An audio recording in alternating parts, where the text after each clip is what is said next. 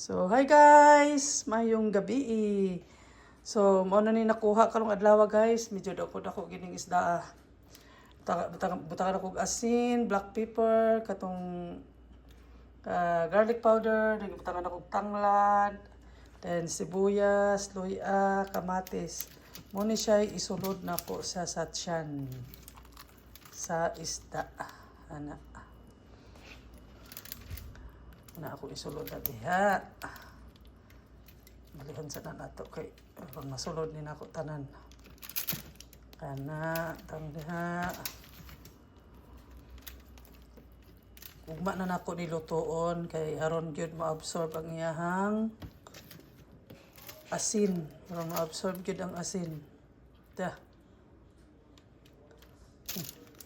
Lami na kay ikaon ba. Okay, naluto. Fresh gud kayo. Ako dating tulahon pero murag wa naman ko'y time ani mulutog tinula.